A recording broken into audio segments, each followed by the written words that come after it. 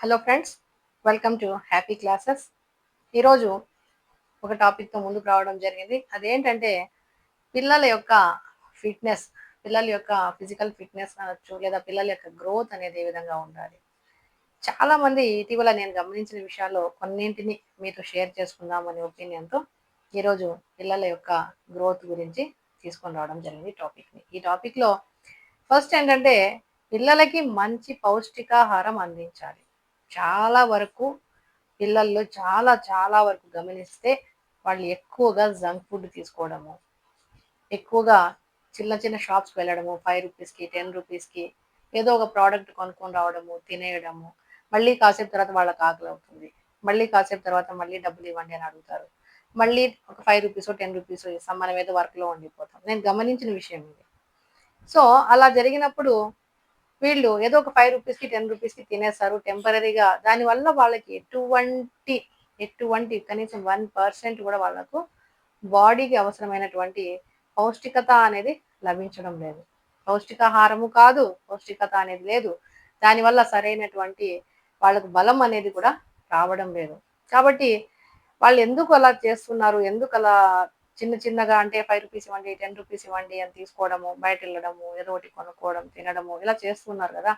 మరి ఎప్పుడైనా గమనించారా వాళ్ళు ఎందుకు చేస్తున్నారు అంటే వాళ్ళు తినే ఫుడ్లో ఒకటి సరైనటువంటి స్టామినా లేకపోవడం, రెండోది ఏంటంటే మనం కూడా పిల్లలకి ఎలాంటి ఫుడ్ ఇస్తే వాళ్ళకి ఆరోగ్యంగా ఉంటారు అనేది మనం ముందుగానే ప్లాన్ చేసుకొని ప్రతిరోజు మంచి ఆరోగ్యకరమైనటువంటి పౌష్టికాహారం ఫ్రూట్స్ ఇవ్వడం కానివ్వండి, స్నాక్స్ని మనమే ప్రిపేర్ చేయడం కానివ్వండి, ఇలా చేసి వాళ్ళకు మంచి పౌష్టికాహారం అనేది అందించాలి. ఇది ఒక ముఖ్యమైనటువంటి విషయం. పౌష్టికాహారం అనేది మనకి చాలా ఇంపార్టెంట్ థింగ్.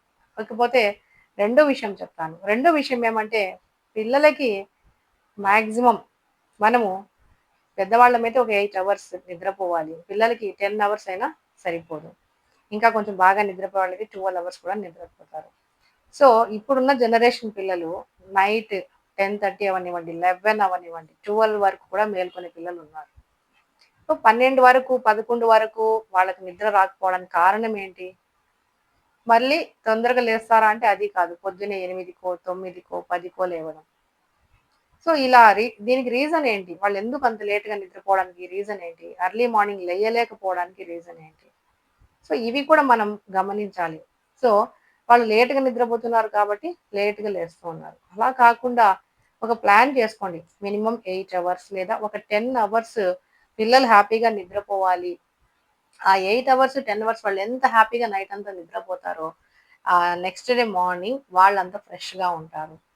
అలా కాకుండా మనం కొంచెం టైం ఇచ్చి లేట్‌గా నిద్రపిచ్చి ఎర్లీ మార్నింగ్ స్కూల్‌కి వెళ్ళాలి హడావిడిగా వాళ్ళని త్వరగా నిద్ర లేపడము. వాళ్ళు ఆ టైర్డ్‌నెస్‌తో ఉంటారు. నిద్ర వచ్చినట్లుగా ఉంటుంది. నిద్ర రాలేదు. నిద్ర వచ్చినట్లుగా ఉంటుంది. స్కూల్‌లో పోయి వాళ్ళు టైర్డ్‌గా ఉండడం.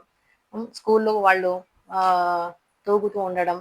వాళ్ళు బోర్డ్ మీద ఏం చెప్పేది వీళ్ళకి అర్థం కాకపోవడము, నిద్రపోతూ ఉన్నట్టు ఉండడం, సగం విని సగం వినకుండా. అంటే స్టడీస్ మీద ఓవరాల్‌గా ఏంటి కాన్సంట్రేషన్ అనేది దెబ్బతింటుంది. ఎందుకు? నిద్ర లేకపోవడం కారణం. ఆ నిద్రపోవడానికి ఎవరు సరిగ్గా చర్యలు తీసుకోవాలి? పేరెంట్స్‌గా మనమే తీసుకోవాలి. నైట్ ఏదో ఒక ప్లాన్ చేసుకోండి. ఈ టైంకి నిద్రపోవాలి. నెక్స్ట్ డే ఈ టైంకి లేవాలి అనే విధంగా మాక్సిమం ప్లాన్ చేసుకోండి. సో మొదటిది ఫుడ్ మంచిది ఇవ్వాలి. బాగా మంచి ఫుడ్ ఉంటే హెల్తీగా ఉంటారు. రెండవది ఏంటి? వాళ్ళకి మంచి నిద్ర అనేది ఇవ్వాలి. సో ఇకపోతే మనం థర్డ్ పాయింట్ తీసుకున్నట్లయితే ప్రాపర్ ఎక్సర్సైజ్ అనేది కూడా పిల్లలకి ఇవ్వాలి. ఆ ఎక్సర్సైజ్ అనేది మనము పిల్లలకి ఇవ్వడం లేదు. చాలా వరకు ఏంటంటే మార్నింగ్ స్కూల్ వెళ్ళిపోవడము, రాగానే ట్యూషన్స్, మళ్ళీ రాగానే హోంవర్క్స్, మళ్ళీ రాగానే ఏదో కాసేపు టీవీ చూస్తున్నారు, నిద్రపోతున్నారు అని ఇలా చేస్తున్నారు. అలా కాకుండా వాళ్ళ డైలీ షెడ్యూల్‌లోనే అట్‌లీస్ట్ ఒక హాఫ్ అన్ అవర్ అయినా సరే వాకింగ్ చేయడం కానివ్వండి, లేదా ఇంట్లో వర్క్స్ ఏదైనా ఉంటే చేయడం కానివ్వండి, క్లీనింగ్ చేయడం కానివ్వండి ఇంట్లో, లేదా గార్డెనింగ్ ఉంటే గార్డెనింగ్ చేయడం కానివ్వండి, లేదా ఆల్రెడీ ఉన్న చెట్లకు కొత్తగా మొక్కలు నాటించడము, నీళ్లు పోయించడము, క్లీన్ చేయించుకోవడము, ఏదైనా సరే ఒక ఫిజికల్ వర్క్ అనేది పిల్లలకి ఇవ్వాలి. ఎంతసేపు ఫిజికల్ వర్క్ అనేది ఈ కాలం పిల్లలు చాలా వరకు చేయడం లేదు. చిన్న వర్క్ చేయాలన్నా అలసిపోతూ ఉన్నారు. ఎందుకు? మనం చిన్నప్పటి నుంచి వాళ్ళ దగ్గర ఫిజికల్ వర్క్ అనేది చేయించడం లేదు. సో చాలా ఈజీగా మనం ఇంట్లో పనులు క్లీన్ చేయమని చెప్పడము, లేదా నడుచుకుంటూ బై వాక్ వెళ్ళి ఏదైనా షాప్ దగ్గర ఏదైనా కొనుక్కొని రమ్మని చెప్పడము, లేదా బజార్కి వెళ్ళి ఏదైనా తీసుకొని రమ్మని చెప్పడము, ఇలాంటి చిన్న చిన్న వర్క్స్ని వాళ్ళ దగ్గర చేయించాలి. మనం చిన్నప్పటి నుంచి చేయించనీయకుండా ఎంతసేపు స్కూలు, లేదా కాలేజు, లేదా ఎగ్జామ్స్ ఉన్నాయి, అవి ఉన్నాయి, ఇవి ఉన్నాయి, ఏదో ఒకటి చెప్పి మనం మన వర్క్స్ మనం చేసుకుంటా వాళ్లకు ఒక ఫిజికల్ వర్క్ అంటే ఎలా ఉంటుంది అనేది మనం ఇవ్వడం లేదు. అట్లీస్ట్ ఎక్సర్సైజులు మనం చేయలేకపోతున్నాం. యోగాలు, లేదా వాకింగ్, జాగింగ్, ఇవి కూడా ఉన్నాయి. రకరకాలు ఉన్నాయి. మనం చేయాలనుకుంటే ఫిజికల్‌గా ఎన్నో వర్క్స్ ఉన్నాయి మనం చేయదగ్గవి. కానీ ఆ ఫిజికల్ వర్క్స్ అనేవి కూడా మనం చేయట్లేదు. వాళ్ళ దగ్గర కూడా చేయనివ్వడం లేదు. కాబట్టి అట్లీస్ట్ ఇంట్లో క్లీనింగ్ గానీ, గార్డెనింగ్ కానీ ఇలాంటివి చేయాలి. సో, మంచి పౌష్టికాహారం ఇవ్వాలి. బాగా 8 అవర్స్ టు లేదా 10 అవర్స్ వరకైనా నిద్రపోయే విధంగా ప్లాన్ చేసుకోండి. అట్ ద సేమ్ టైమ్ వాళ్ళకి సరైనటువంటి ఒక ఎక్సర్సైజ్ లాంటిది. చాలా పిల్లలు చూడండి చిన్న వయసులో చాలా ఎక్కువగా లావైపోతున్నారు. ఎందుకు లావవుతున్నారు? జంక్ ఫుడ్ తీసుకోవడము, సరిగా నిద్రపోలేకపోవడము, ప్రాపర్‌గా ఎక్సర్సైజ్‌లు, వాకింగ్‌లు, యోగా, జాగింగ్ లాంటివి చేయలేకపోవడం. అట్‌లీస్ట్ ఇంట్లో పని కూడా క్లీనింగ్ కానివ్వండి, ఇంకోటో ఏదో ఏదో ఒక వర్క్ అయినా సరే ఏమీ చేయడం లేదు. సో, అలా కాకుండా ఎంతో కొంత వాళ్ళకు ఒక ఎక్సర్సైజ్ లాంటిది అనేది మనం ఖచ్చితంగా ఇవ్వగలగాలి. ఇకపోతే నెక్స్ట్ పిల్లల యొక్క ఫిజికల్ పరంగా తీసుకున్నట్లయితే వాళ్ళకి ఎంటర్‌టైన్‌మెంట్ వర్క్స్ కూడా మనం ఇవ్వాలి. యాస్ ఎ పేరెంట్స్‌గా వాళ్ళని ఎంటర్‌టైన్‌మెంట్ కూడా ఇవ్వాలి. ఎంతసేపు స్కూలు, ఎడ్యుకేషన్, పిల్లలు, లేదంటే టీవీ చూడడం. అలా కాదు. అలా కాకుండా ఒక ఎంటర్‌టైన్‌మెంట్ వర్క్స్ అనేవి మనము ఫ్యామిలీతో ఇవ్వగలగాలి. ఒకవేళ మనం ఫ్యామిలీతో ఇచ్చేంత టైం మనకు లేదు. లేదా ఫ్యామిలీకి మనము పిల్లలతో కలిసి గడిపేంత టైం మనకు లేకపోయినా సరే, అట్‌లీస్ట్ వాళ్ళ పేర్ గ్రూప్ ఉంటుంది. పేర్ గ్రూప్ అంటే వాళ్ళ జట్టు పిల్లలు. అంటే ఇరుగు పొరుగులో పిల్లలు కానివ్వండి, లేదా ఒకవేళ స్కూల్ ఫ్రెండ్స్ అయినా దగ్గరలో ఉంటారు. వాళ్ళు కానివ్వండి, లేదా మీ ఎదురింటి వాళ్ళు, పక్కింటి వాళ్ళు, తెలిసిన వాళ్ళు, చుట్టుపక్కల వాళ్ళు ఉంటారు కదా ఫ్రెండ్స్. వాళ్ళతో అయినా సరే అట్‌లీస్ట్ ఒక half an hour to 1 hour వాళ్ళు ఆడుకోగలగాలి.